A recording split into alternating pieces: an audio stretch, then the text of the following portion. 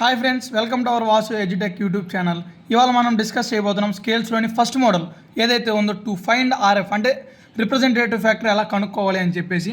చూడండి, ఇక్కడ క్వశ్చన్ వాళ్ళు ఇచ్చినట్లయితే 3.2 centimetre line represents 4 metres, draw RF. ఇక్కడ వాళ్ళు ఇచ్చిన డైమెన్షన్స్ అనేవి మనకి మీటర్స్లో ఇచ్చారా, సెంటీమీటర్ ఇచ్చారా, మిల్లీమీటర్ ఇచ్చారా అనేది మీరు ఒకసారి గమనించండి. ఇక్కడ సెంటీమీటర్లో ఇచ్చారు, ఇక్కడైతే మీటర్స్లో ఇచ్చారనమాట. ఇప్పుడు రిప్రజెంటేటివ్ ఫ్యాక్టర్ కనుక్కోవాలి కాబట్టి RF is equal to dimensions of the diagram ఎంత ఉందండి.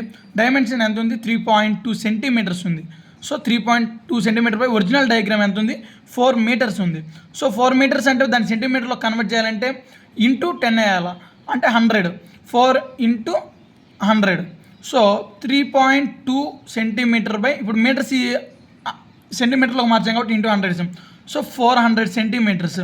మీరు క్యాలిక్యులేటర్లో కనుక 3.2 డివైడెడ్ బై 400 చేసినట్లయితే 1/125 వస్తుందన్నమాట. సో ఇప్పుడు రిప్రజెంటేటివ్ ఫ్యాక్టర్ ఏంటిది అంటే ఇక్కడ ఆర్ఎఫ్ ఈజ్ ఈక్వల్ టు 1/125. మీకు ఫర్దర్గా క్వశ్చన్స్లో ఆర్ఎఫ్ ఈజ్ ఈక్వల్ టు 1:125 ఇట్లా వచ్చినా కానీ, న్యూమరేటర్ ఇలా ఉండి 1:125 వచ్చినా కానీ నో వరీ అండి, ఎందుకంటే ఇది డివిజన్ పార్ట్ కాబట్టి ఇంతే ఉంటుంది అనమాట. ఇది రిప్రజెంటేటివ్ ఫ్యాక్టర్ కనుక్కోవడం అయిపోయింది. సో ఈ విధంగా మీరు రిప్రజెంటేటివ్ ఫ్యాక్టర్ అనేది కనుక్కోవాలి. ఏ క్వశ్చన్ ఇచ్చినా నేను మన డిస్క్రిప్షన్ లింక్లో కానీ లేదంటే మన వాట్సాప్ గ్రూప్ కమ్యూనిటీ గ్రూప్లో కానీ నేను మీకు ఫర్దర్ మరిన్ని క్వశ్చన్స్ మీరు ప్రాక్టీస్ చేసుకుని పెడతాను, మీరు అక్కడ ప్రాక్టీస్ చేసుకోండి.